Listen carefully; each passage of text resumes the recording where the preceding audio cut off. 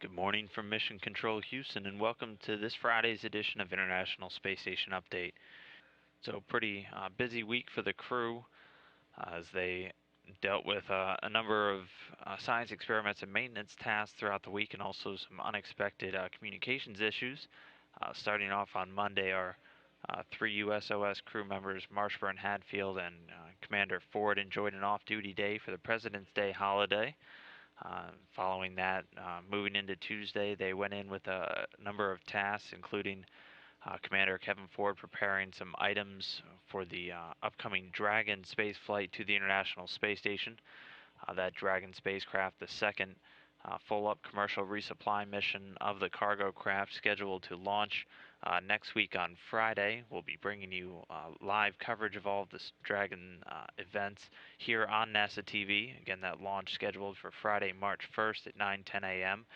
If all goes according to plan, they'll then set that up for an early morning grapple and rendezvous on Saturday, March 2nd, delivering another cache of supplies to the astronauts on board the International Space Station. So again, on Tuesday, Commander Ford was preparing a number of items that are going to be returned on that Dragon spacecraft. Meanwhile, Chris Hadfield was inside of the Quest airlock doing some routine maintenance, scrubbing out the cooling loops on the U.S. Spacesuits used by these astronauts for spacewalks. While he was doing that, Tom Marshburn was collecting a few water samples from the station's environmental health system. But also on Tuesday at about 9:45 a.m. Central Time, the station experienced a temporary loss of communication with the grounds. This was due to an ongoing process by flight controllers as they were updating the station's command and control software. And as they were transitioning from one of the primary computers to a backup computer, the loss of communication occurred. Mission Control here in Houston was able to communicate with the crew whenever they flew over the set of Russian ground stations. Were able to relay instructions to the crew to connect to another computer to begin the process of restoring communications, completing that successfully. And moving on to Wednesday, Ford and Marshburn were inside of the cupola conducting a training session with the station's robotic arm known as Canadarm2, the Space Station Robotic Manipulator System. They'll be using it to reach out and grapple with the Dragon spacecraft once it makes its way to the International Space Station next Saturday. Um, so they were conducting a training session, familiarizing themselves with the controls. Meanwhile, Tom Marshburn was working on the cabin air assembly, replacing some of the temperature and humidity control components, while our three Russian cosmonauts on board the station, Oleg Novitsky, Evgeny Turelkin, and Roman Romanenko, were busy on Wednesday reviewing all of the cargo items that are going to be located in the Soyuz TMA-06M vehicle. That's the one that brought Ford, Novitsky, and Turelkin to the International Space Station back in October. They were reviewing all the items that are going to be stored in that vehicle when those three astronauts return home, coming up on March 15th. Then moving on to Thursday, Commander Kevin Ford was back inside of that Soyuz with his two Russian cosmonaut crewmates, checking out their specialized seat liners as they continue to do some of the prep work for that upcoming departure. Commander Ford also getting some hands on a pretty interesting science experiment on Thursday known as InSpace 3, which looks to obtain data on various fluids that contain specialized particles that have the ability to change their physical properties in response to varying magnetic fields, having some pretty significant implications in improving the earthquake resistance and structural integrity of large-scale building projects down here on Earth, like bridges and skyscrapers. Also on Thursday, Canadian Chris Hadfield was taking a number of microbial samples from the station's air system and also a number of the surfaces throughout the U.S. segment.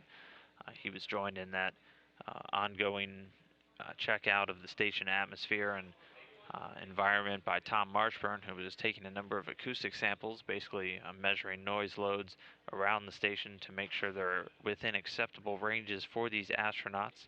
Also taking a number of water samples from the station's potable water supply.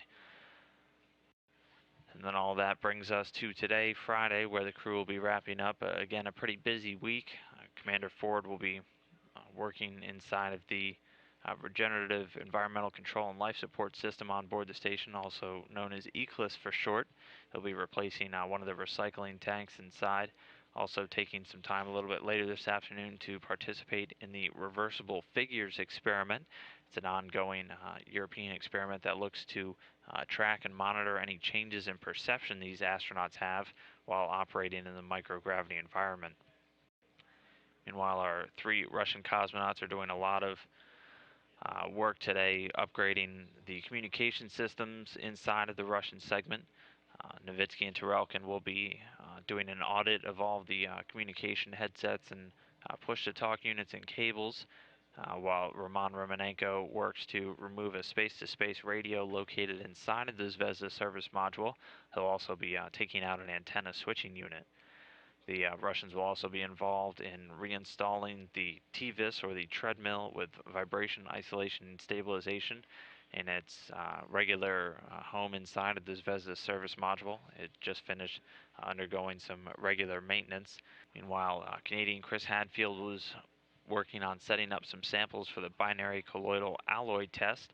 That's a ongoing experiment that looks at the varying structure of particles known as colloids as they're suspended in microgravity.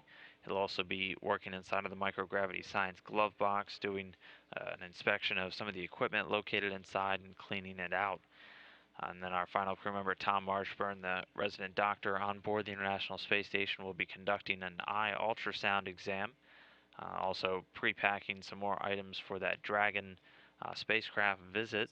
And then he just wrapped up just a few minutes ago a Google Plus interactive event alongside Kevin Ford and Chris Hadfield, taking questions submitted by the general public from all over the world and giving them a look inside of life on board the International Space Station. Typically, because we're all going very fast, 17,000.